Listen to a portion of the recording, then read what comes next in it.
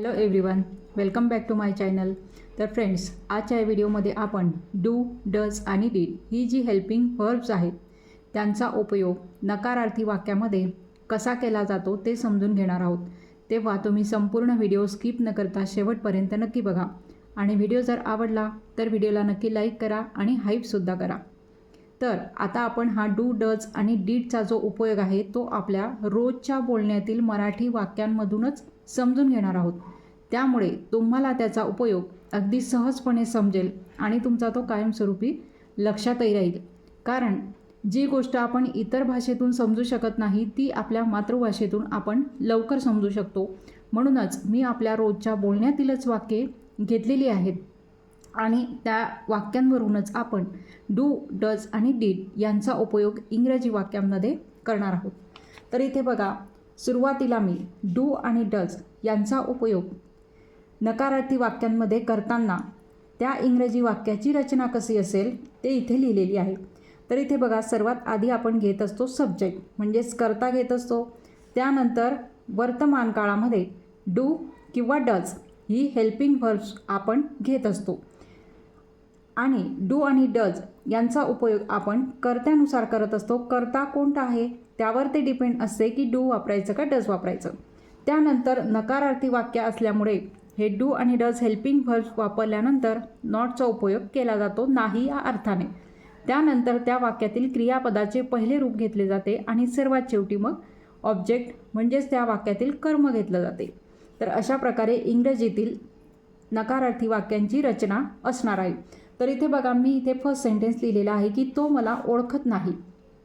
तर आता हे वाक्य अर्थातच इथे नाही आलेलं आहे, म्हणजेच हे वाक्य वर्तमान काळातलं आहे आणि नकारार्थी वाक्य आहे. मग आता हे वाक्य इंग्रजीत करताना आपल्याला वर्तमान काळातील डू किंवा डज यांचा उपयोग नकारार्थी वाक्य बनवताना करावा लागतो. मग आता ह्या रचनेनुसारच आता आपण इथे हे वाक्य ट्रान्सलेट करणार आहोत. तो हा सब्जेक्ट आहे, कर्ता आहे. मग तोसाठी आपण इंग्रजीत काय वापरत असतो? ही वापरत असतो. मग आता ही नंतर डू वापरतं का डज याबद्दल मी तुम्हाला या आधीच्या व्हिडिओमध्ये सांगितलेलंच आहे की कोणत्या कर्त्यासोबत डू वापरतात आणि कोणत्या कर्त्यासोबत डज वापरतात. तर आपण पाहिलेलं आहे की ही नंतर एकवचनी कर्ता असेल, तृतीय पुरुषी एकवचनी कर्ता असला तर आपण डज हे क्रियापद वापरतो. मग ही डज नॉट असं ते येणार आहे, म्हणजेच डज नॉट न घेता आपण डझंट असं संक्षिप्त रूपसुद्धा वापरू शकतो. ही डज नॉट किंवा मी ते संक्षिप्त रूपसुद्धा लिहिणार आहे डझंट. तुम्ही असं सुद्धा म्हणू शकता की ही डझंट. त्यानंतर आपल्याला काय घ्यायचं आहे? क्रियापदाचे पहिले रूप. आता इथे क्रियापद तुम्हाला माहिती झालेलं असेल की ओळखणे, ओळखत म्हणजेच मूळ क्रियापद ओळखणे. मग त्यासाठी नो म्हणजे ओळखणे असते, म्हणून ते आपण त्याच्या पहिल्या रूपातच इथे घेणार आहोत. He doesn't know. तो ओळखत नाही. कोणाला ओळखत नाही? कर्म काय, ऑब्जेक्ट काय आहे? तर मला ओळखत नाही. मग मलासाठी आपण वापरतो मी. म्हणजेच काय? ही डझंट नो मी. तो मला ओळखत नाही. किंवा तुम्हाला असं म्हणायचं असेल की मी त्याला ओळखत नाही. मग आता इथे मी आहे करता, म्हणजे इथे आय येणार. आय आलं म्हणजे इथे डू येणार. म्हणजेच इथे वाक्य इंग्रजीत कसं येणार? आय डू नॉटचं कॉन्ट्रॅक्शन फॉर्म संक्षिप्त रूप डोंट. I don't know. आता इथे मला नाही, इथे काय म्हटलं आहे आपण? मी त्याला म्हटलं आहे, त्याला ओळखत नाही. म्हणजे आय डोंट नो हिम. किंवा मी तुला ओळखत नाही. आय डोंट नो यू असं हे येणार आहे. तो मला ओळखत नाही. ही डझंट नो मी. मी त्याला ओळखत नाही. I don't know him. किंवा मी तिला ओळखत नाही. आय डोंट नो हर. असं इंग्रजीमध्ये तुम्ही ट्रान्सलेशन करून वेगवेगळ्या प्रकारचे वाक्य बनवू शकता. आता नेक्स्ट बघा, तिला मसालेदार जेवण आवडत नाही. बघा, किंवा मला मसालेदार जेवण आवडत नाही असं सुद्धा वाक्य तुम्ही बोलू शकता, बोलत असाल. मग आता इथे सुद्धा आता ही नकारार्थीच वाक्य घेतलेली आहेत आणि आपल्या रोजच्या बोलण्यातील नेहमीचीच वाक्य आहेत. मग आता इथे सुद्धा स्ट्रक्चरनुसारच इथे आपण इंग्रजीमध्ये ट्रान्सलेशन करणार आहोत. तिला म्हणजेच शी. एकवचनी करता आहे म्हणजे डझंट येणार आहे. डज येणार आहे म्हणजेच डझंट येणार आहे. She doesn't. तिला नाही. काय? आता क्रियापद बघायचं. क्रियापद आहे आवडत म्हणजेच मूळ क्रियापद आवडणे. त्यासाठी लाईक हा शब्द वापरतो, तो आपल्याला त्याच्या मूळ रूपात V1 फॉर्ममध्येच घ्यायचा असतो. म्हणजेच इथे येणार आहे सी डझंट लाईक, तिला आवडत नाही. काय आवडत नाही? ऑब्जेक्ट आहे तर मसालेदार जेवण आवडत नाही. मग मसालेदार जेवण म्हणजेच काय? स्पायसी. मसालेदार म्हणजेच त्याला आपण स्पायसी फूड असं म्हणतो. स्पायसी फूड बघा, she doesn't like spicy food. किंवा I don't like spicy food, मला मसालेदार जेवण आवडत नाही. I don't like spicy food. किंवा मसालेदार जेवणाऐवजी तुम्ही इथे काहीही टाकू शकता जे आवडत नसेल ते. त्याप्रमाणे मग तुम्हाला इथं बदल करावा लागेल. आता नेक्स्ट बघा, मी कॉफी घेत नाही.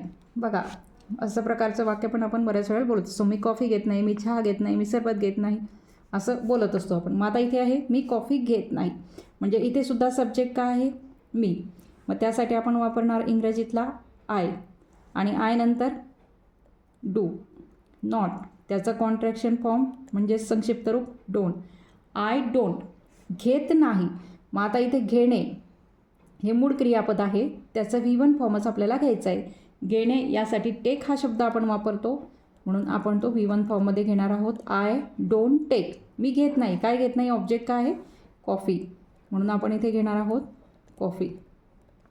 आय डोंट टेक कॉफी किंवा आय डोंट टेक टी, मी चहा घेत नाही. किंवा ती कॉफी घेत नाही, तर इथे तीसाठी शी येईल. इथे डोंट येणार नाही, इथे डझंट येईल. शी आहे म्हणून शी डझंट टेक कॉफी. अशा प्रकारे करता बघून तुम्हाला इथे डू किंवा डज हे वापरायचं असते.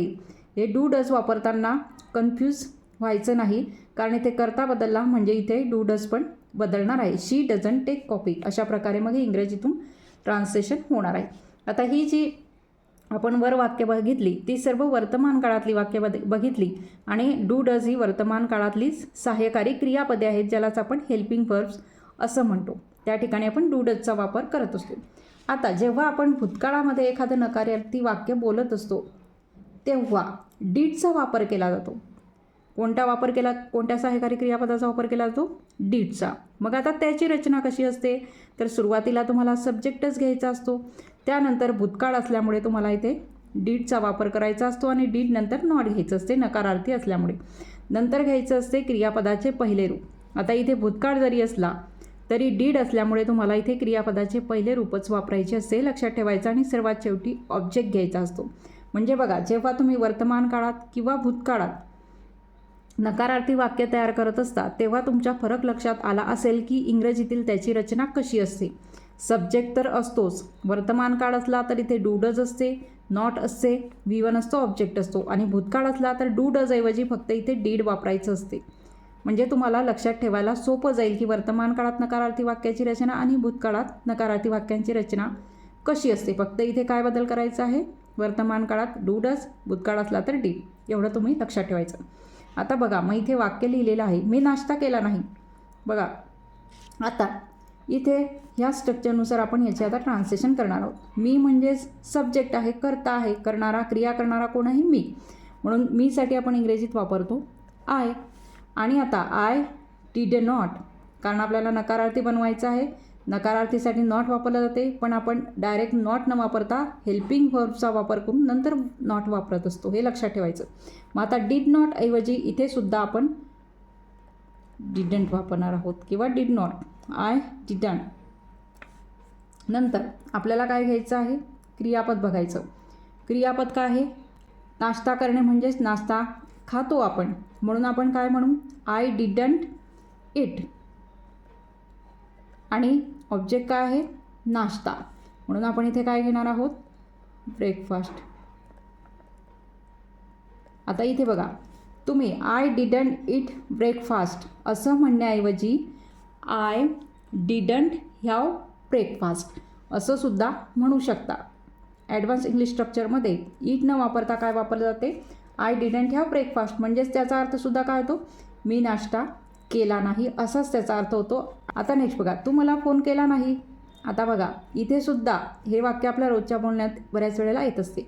आता इथे जसं सब्जेक्ट इथे मी होता, इथे तू आहे.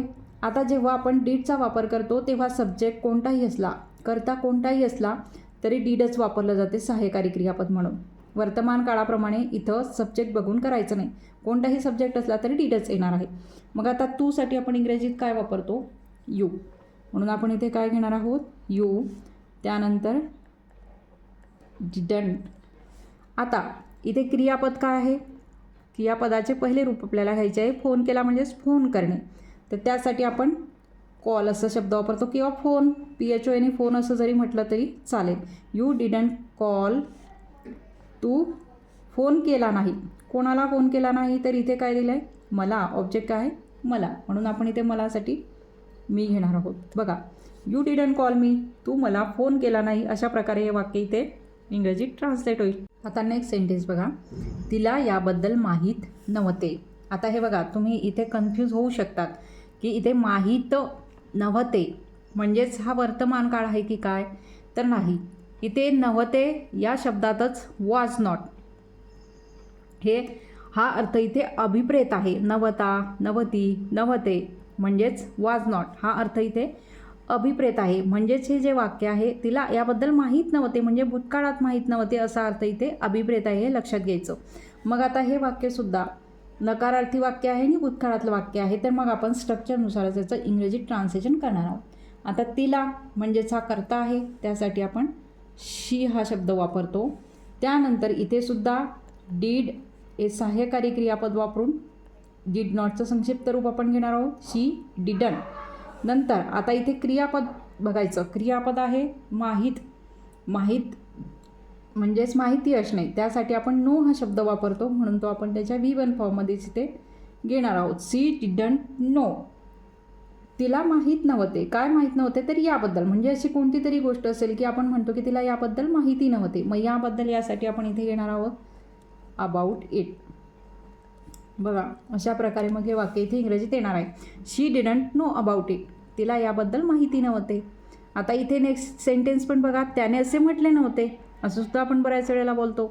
इथे सुद्धा नव्हते आहे म्हणजेच वाज नॉटचा अर्थ इथे अभिप्रेत आहे म्हणजेच हे भूतकाळातलं वाक्य आहे. अर्थातच या वाक्यावरूनच आपल्याला कळते त्याने असे म्हटले नव्हते म्हणजे भूतकाळात म्हटले नव्हते असा अर्थ इथे अभिप्रेत आहे. आता मग हे वाक्यसुद्धा कसं येणार आहे? इथे कर्ता आहे त्याने.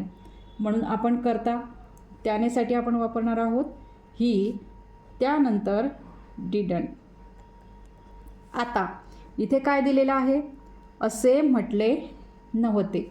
मग आता आपल्याला घ्यायचं आहे क्रियापदाचे पहिले रूप. क्रियापद कोणतं आहे? म्हटले म्हणजेच म्हणणे. मूळ क्रियापद म्हणणे असं आहे. मग त्यासाठी आपण से असं म्हणतो म्हणून आपण इथे V1 फॉर्मच त्याचा घेणार आहोत. से. He didn't say. त्याने म्हटले नव्हते. काय म्हटले नव्हते? असे म्हटले नव्हते. असे म्हणजेच आपण लिहिणार आहोत that's. He didn't say that.